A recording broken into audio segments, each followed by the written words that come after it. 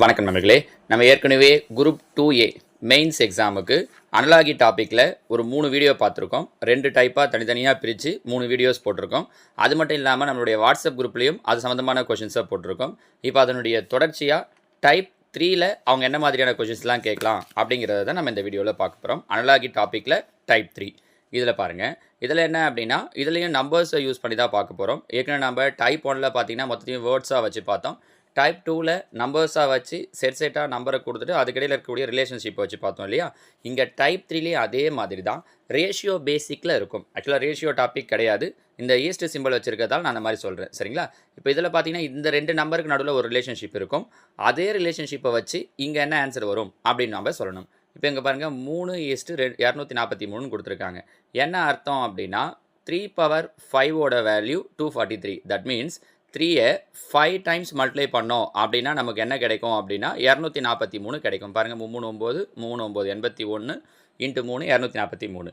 அப்போ அதே மாதிரி என்ன பண்ணோன்னா 5^5 5ஐ 5 டைம்ஸ் மல்டிப்ளை பண்ணால் என்ன வருமோ அதுதான் நமக்கான ஆன்சராக இருக்கும். பாருங்கள் 5ஐ 5 டைம்ஸ் 5 25 5 25. அப்போ 625 இன்ட்டு 5 பெருக்கணும் அப்படின்னா 3125. So 5^5 value 3125. இங்கே இவங்க கொடுத்துருக்கிறது 3^5, நாம் கண்டுபிடிக்கிறது 5^5 முடிஞ்சிச்சு. ஸோ இந்த மாதிரியான ரிலேஷன்ஷிப்பை வச்சு தான் இப்போ நம்ம பார்க்க போகிற டைப் 3 கொஷின்ஸ், சரிங்களா. இதில் 2வது கேள்வி பாருங்கள். 5:36. அப்போ 6 இங்கே என்ன பண்ணியிருக்காங்கன்னா 5க்கு அடுத்த நம்பர் 6 6 ஸ்கொயர் பண்ணால் 36. அப்போ அதே மாதிரி 6க்கு அடுத்த நம்பர் 7 ஸ்கொயர் பண்ணோம் அப்படின்னா 49. So answer option C 49. புரிஞ்சுக்க முடியுதுங்களா, சரிங்களா. அடுத்ததாக பாருங்கள் 3வது கேள்வி. 0.16 0.0016 என்ன பண்ணியிருக்காங்க அப்படின்னா இதை 100ஆல் டிவைட் பண்ணியிருக்காங்க, கரெக்டாக. இந்த பாயிண்ட்டை 2 டிஜிட் முன்னாடி தள்ளியிருக்காங்க, அதனால தான் 0.0016 வந்திருக்கு. அதே மாதிரி இங்கேயும் என்ன பண்ணுறோம் அப்படின்னா 100ஆல் டிவைட் பண்ணுறோம். தட் மீன்ஸ் பாயிண்ட்டை 2 டிஜிட் முன்னாடி தள்ளுறோம். 1 2 அப்படின்னா 0.0102 அப்படின்னு வரும். 0.0102 எங்கே இருக்குது? இதோ இருக்குது பாருங்கள், ஆப்ஷன் சி. புரியுதுங்களா. 100ஆல் டிவைட் பண்ணியிருக்காங்க. இதே மாதிரி அவங்க வேறு கொஷின் கேட்கணுன்னா எப்படி கேட்கலாம்? 100ஆல் மல்டிப்ளை பண்ணி கூட கேட்கலாம் பாருங்கள், சரிங்களா. 4வது கேள்வி. இதை நீங்கள் ஈஸியாக சொல்லிடுவீங்க. பாருங்கள் 13 ஸ்கொயர் பண்ணால் 169. இல்லை மாற்றி எப்படி சொல்லலாம்? 169க்கு ரூட் எடுத்தால் 13. அப்போ அதே மாதிரி 289க்கு ரூட் எடுத்தோம் அப்படின்னா 17. 17 ஸ்கொயர் பண்ணோன்னா என்ன கிடைக்கும் அப்படின்னா 289. நம்ம இது ஏற்கனவே பார்த்தீங்க அப்படின்னா ப்ரிலிம்ஸ் எக்ஸாமுக்காக நம்பர் சீரிஸ் ஆல்ஃபா நியூமெரிக் டெஸ்ட்லாம் போட்டோம் பார்த்தீங்களா. அந்த மாடலில் சொல்லும்போது இந்த ஸ்கொயர் எல்லாம் வச்சு இதே மாடல்லே நம்ம கொஷின் சொல்லியிருப்போம். அந்த ஐடியாவை தான் நம்ம என்னென்னு சொல்லுவோம்னா அனலாகி அப்படின்னு சொல்லுவோம் ரீசனிங்கில் சொல்லும்போது, சரிங்களாமா. ஸோ அந்த ஐடியாவை பேஸ் பண்ண கொஷின்ஸ் தான் இதெல்லாம். 5வது கேள்வி பாருங்கள். 42:56 எனில் 72 அப்படிங்கிறது எதோட ரிலேட் ஆகும் அப்படின்னு கேட்டிருக்காங்க.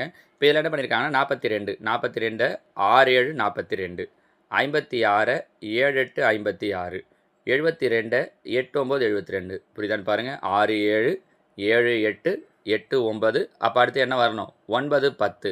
ஸோ 9 × 10 9 10 90. அப்போ ஆன்சர் ஆப்ஷன் பி 90. புரியுதுங்களா. சின்ன சின்ன ஐடியாஸ் தான்.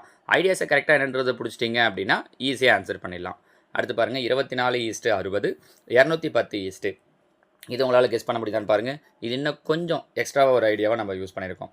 இங்கே என்ன பண்ணியிருக்கோம் அப்படின்னு பார்த்தீங்கன்னா 3 க்யூப் பண்ணுறோம். 3 க்யூப் என்ன வரும்? 27.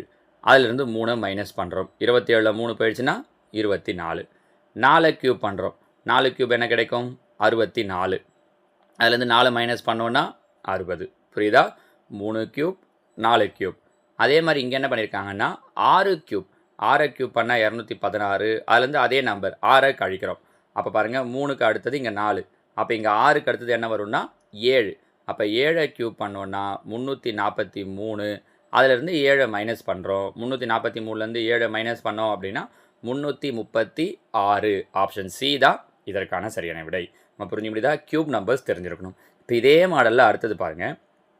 6:222 7 6 க்யூப் பண்ணோன்னா 216. போன கொஷனில் மைனஸ் பண்ணோமா, இங்கே ப்ளஸ் பண்ணியிருக்கோம். 216 கூட 6 கூட்டினா 222.